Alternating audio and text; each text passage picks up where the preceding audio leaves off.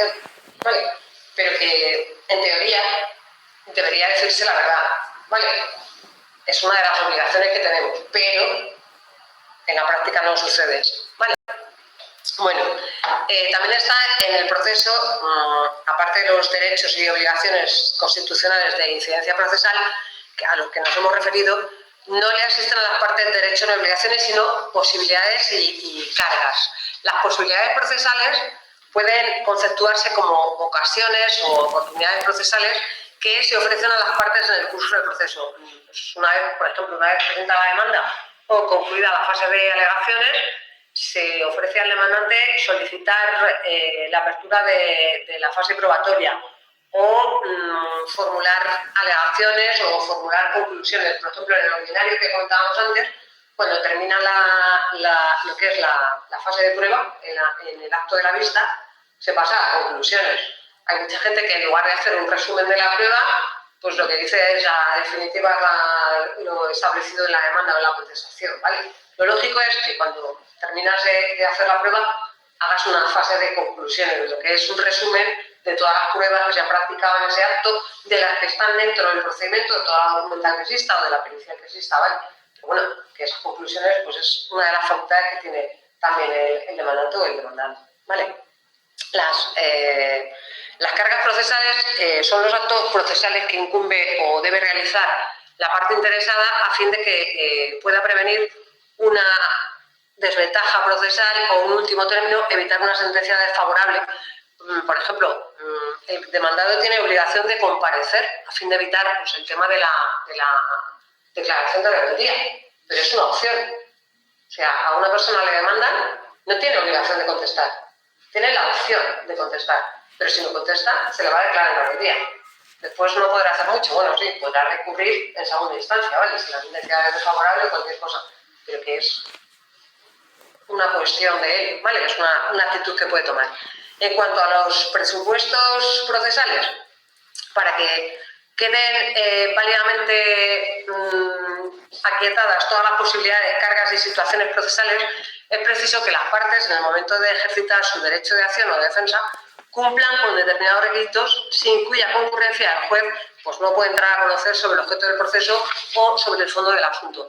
Desde un punto de vista subjetivo pueden ser sistematizados en presupuestos del órgano jurisdiccional, de las partes y del objeto procesal.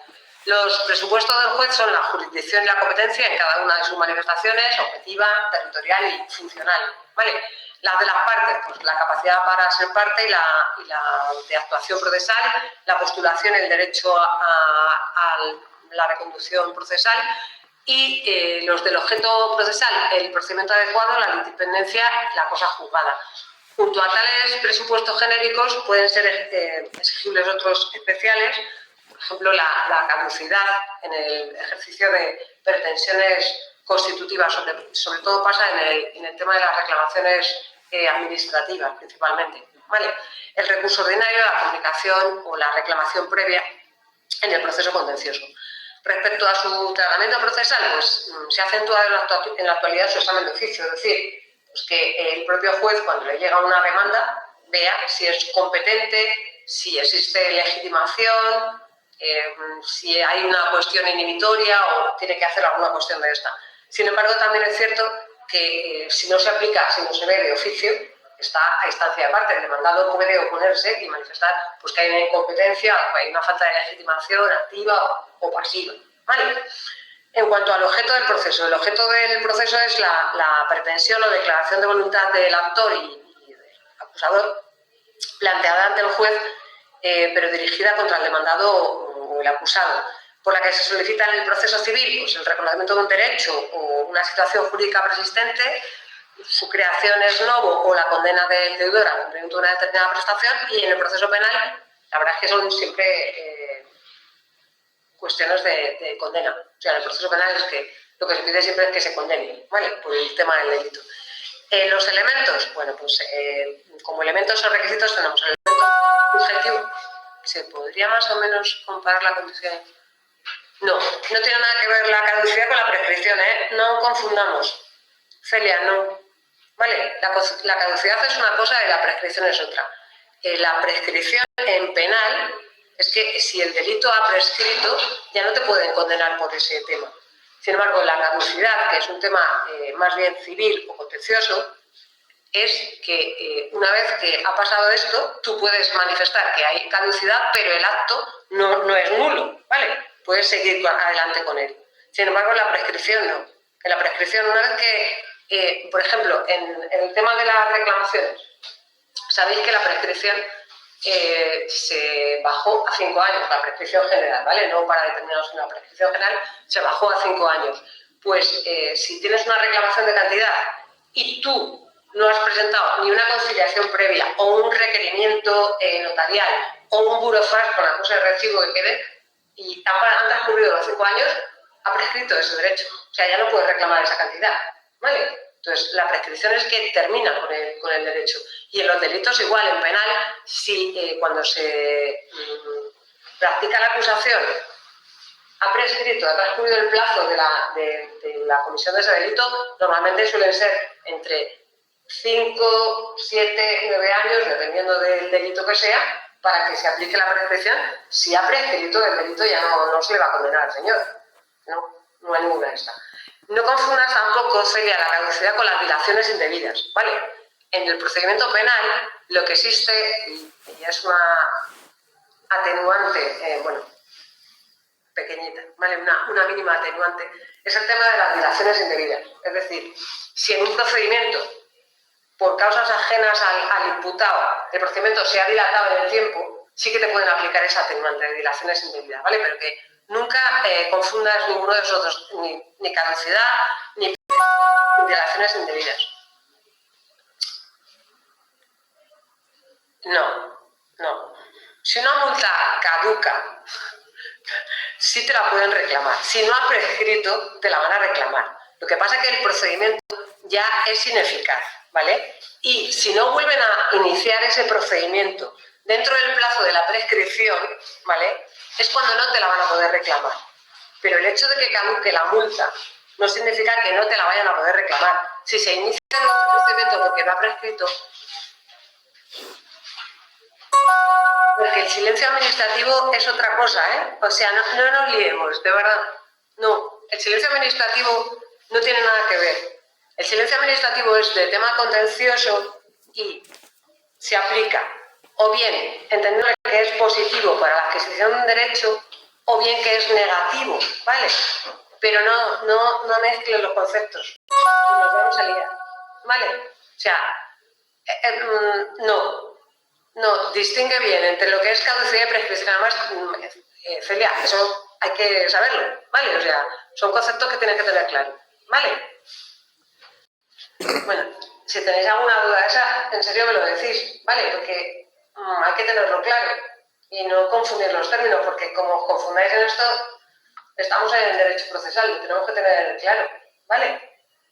Cualquier duda que tengáis, me lo decís, ¿vale?